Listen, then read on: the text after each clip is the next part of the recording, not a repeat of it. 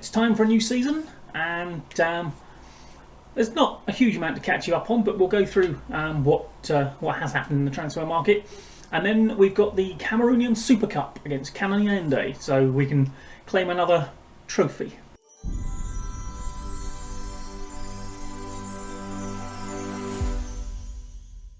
Right, well, welcome back to Cameroon. Now, as you can see, and as I said in the intro, it's the Cameroonian Super Cup, which we're in obviously because we won the cup last season. Now, transfer-wise, there hasn't been a huge amount. As you can see, this season is a little bit empty. We'll tell you about Mamadou Hassana later. End of last season, we brought in Frank Ayuk and Alain Com. Those were the two that I mentioned I'd signed just before the cup final. One of them from our opponents in that cup final. Ayuk, relatively young, good central midfielder. He's our sort of backup defensive or deep line playmaker at the moment. And Alain Com is a little bit older, but still fairly young. Can't tackle, but we want him as a Mazzala getting forward. Excellent passer. Could probably easily play the deep line playmaker role, but I want him a bit further forward. He's a good dribbler, so he's going to be a Mazzala. Now, we sent a load of people out on loan. Now, Benoit Jomo, we'll tell you about him again in a minute as well. But now, Mamadou Hassana was the one I think I might have mentioned in the last episode that I was umming and ahhing about a right back. This is that right back. If I said anything, if I didn't, then you have no idea what I'm talking about.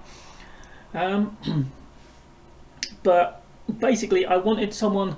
He's 31, so he's not a long-term replacement, but I wanted someone to sort of free Bitjik up to be more of a backup at a few positions rather than our only other option at right back. And I mean, Hassana here is good. His natural fitness has meant his physicals are still decent at 31. Same as most of our other fullbacks. Can't cross, can't dribble. Good tackler though. Pretty solid. I got an E grade for this transfer. Fans didn't seem to like it at all, but they don't know inside my head. They don't know why I bought him. Part of the reason though, and what really spurred me on to make the final decision to go, yeah, okay, I'm getting him, was that a certain Stade Renard were also interested in him. He was a free agent. They had offered him a deal.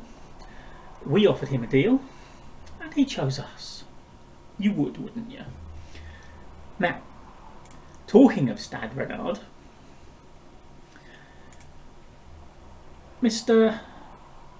Benoit Jomo, who we signed from them, and then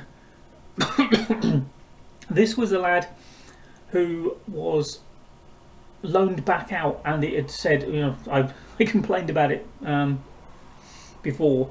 It said to the end of the season, and it turned out it was to the end of the season we're just about to start. However, at that time, it was saying I couldn't recall him from the loan. That changed. So, you know my love for Stade Renard. Great side. Love them. I waited until about 3 hours before the end of the transfer window, and then I recalled him from his loan. Just so they wouldn't have time to replace him. Yes, I am that vindictive. They do still have another decent striker, but they don't now have two decent strikers. So, as you can see, lots of these, I mean, just lesser lights from the squad being let go. A few going out on loan. Several of them going out on loan again. They were out on loan last season. We just haven't quite got the space in the squad. We do have a full squad of 30, and I intend on using it. We've got two sort of decent lineups, and part of the reason I haven't done much in the way of transfer business as we push forward with this. is simply because I think this team, it's very difficult to find anyone that improves it, quite frankly. I did try and get the lad from Tonnerre, Simon Onana, who'd scored 34 goals last season. I think that's my first choice lineup. Oh, well, as close as possible. We've got a couple of injuries coming into this game. Because I think he just would have been. It would have been an amazing tandem with Camden and Onana up front. Unfortunately, we've got a little bit of a problem surrounding Boris. He came to me in the close season saying that he wanted to leave and move to a bigger club. I fired back, well, if someone matches your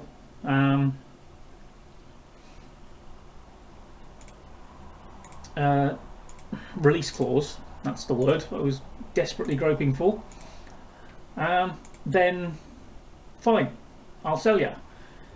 I mean, I managed to set a ridiculous 2.5 million release clause in his contract. He then kicked off saying, well, that's not realistic. I was like, well, you signed the contract, mate. Have a look at what you're signing next time. But that's been sort of like bubbling away. He hasn't really said anything since. And then not too long ago, I get 3 of my team leaders come to me saying, oh, we think you should let him go if he wants to go. And it's like, I'm not selling like our best player. I mean, he scores shed loads for this side. Why would you want him to go? I mean, to be fair, one of them was Paul Chonu, who would want him to go because he thinks he'll get in the side if he does. So yeah, we've got 1 or 2 issues. So a couple of them are a little bit narky as well. Oh, I think he was offside. He was. So yeah, but this is the problem that you have when you've got a forward who probably really should not even be in this league anymore. He's too good for this league. He should have been signed by a European side by now for 2.5 million if they'd like to, you know, stump up the cash. And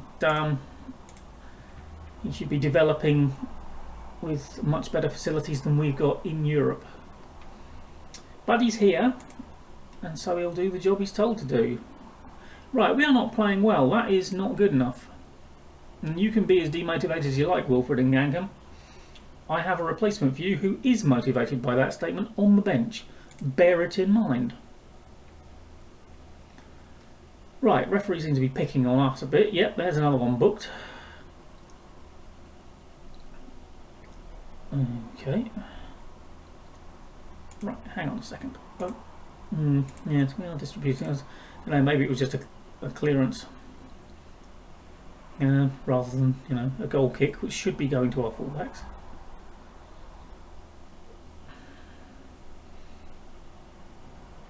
Okay, you've got a foot. Oh, Banner! Why do they always make it more difficult for me? Right, well, we're just going to have to go without the attacking midfielder then, aren't we? There's going to be a gap now. Playing a 4-3-2 now. I'm trying not to get anyone else sent off.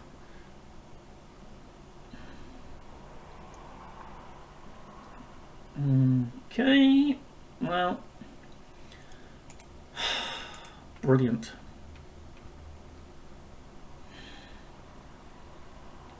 I'm not impressed, boys.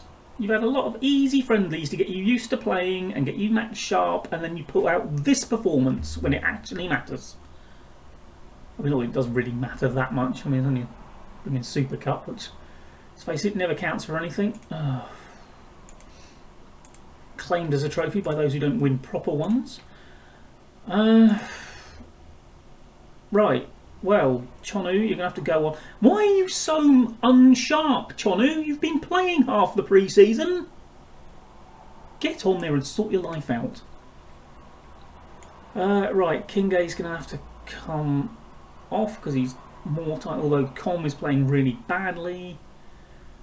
Oh, right, we'll take Com off. They're both on a booking, so that's another reason to take both of them off. And I told you what would happen in Gankham, and you've done nothing about it. Right, triple sub, 15 minutes to save yourselves. I mean, to be honest, it looks like the referee's absolutely well and truly got us in for us. I don't know what exactly we've done. We're not set up to kick people, are we? So 4 bookings and a red, admittedly for a second yellow card. But, you know, and they've got 1 booking. Of course they have. They're Cannon. We've got to protect Cannon, haven't we? Why is it back there, lads? Come on. Go on, Boris. There you go. That's how you score goals. Nice to see you turn up at last, Boris.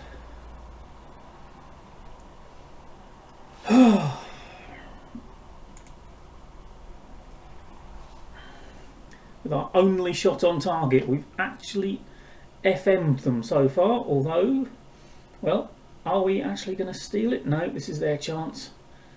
Oh no, Kingate's nicked it back. How many people have got...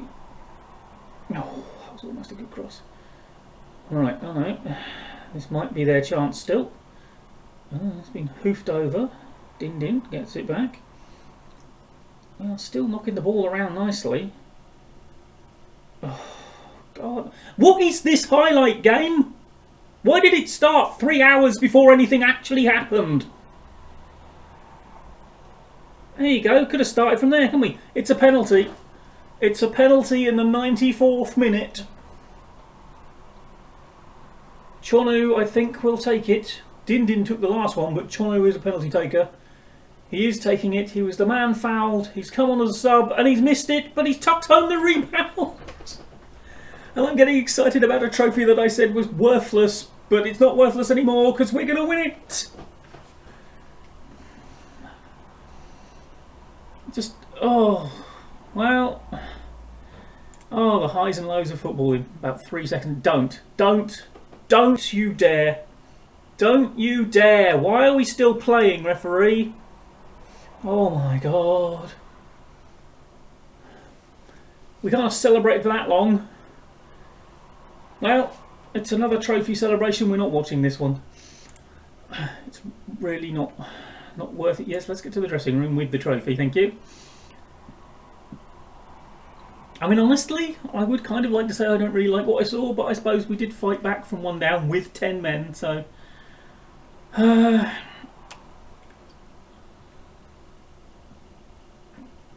Yep, get the result when not playing as well as we can. I'm not really mentioning the trophy. I'm just... it's very pleasing that we played that badly with 10 men against the best side in the country, allegedly, last season. And we won. That encourages me. Especially as we completely FM'd them. What would we have? Well, presumably 3 shots on target because he hit the penalty on target and then scored the rebound. So, yeah. Now, you're probably not going to see huge amounts of this season. I'll probably get through a reasonable bit of it. We won't show the opening league game. I'm not going to show the first cup game either because last time it took forever because we scored 13 goals. So we'll get to sort of like about a third of the way through the season or something. You know, just before this madness kicks off in May. Oh, and there is a point around here somewhere. I believe, actually, is it... yeah, it might be this bit here where we play Wednesday, Friday, Sunday, Wednesday, Sunday, Wednesday, Friday, Sunday, Wednesday. And then have 2 weeks off with nothing on it. I love this fixture list. This is why I want to get out of Cameroon. It's a nightmare to keep your players fit in. And then we have another stupid number of games. And then that weird 2 months at the end of the season when the Cups, quarterfinals, semi-finals and final, the only thing happening. But yeah, we'll get about a third of the way through the season. We'll come back for a couple of games. And then we'll get to June sort of time. And then I'll have a look and see. I'm going to keep my eyes out before then to see about jobs in Norway. And at the moment there are no jobs available in Norway because the league has only just been set up in the game, so everyone is secure in their job because no one's played a match yet, no one's had a chance to lose. But probably wouldn't stop Watford firing their manager. Yeah, so hopefully by the time we get to June people will have had shaky starts and that. What we really want is someone who's supposed to do well who's had a bit of an iffy start. So we can take over a decent side, kind of like we did with Bambutos, who were playing below their level. And yeah, we'll see if we can take over a decent side and have a couple of seasons with any luck, if we can squeeze them in Norway. And I mean, I don't know if I'll get a Norwegian top flight job, but there is always fingers crossed for Bran.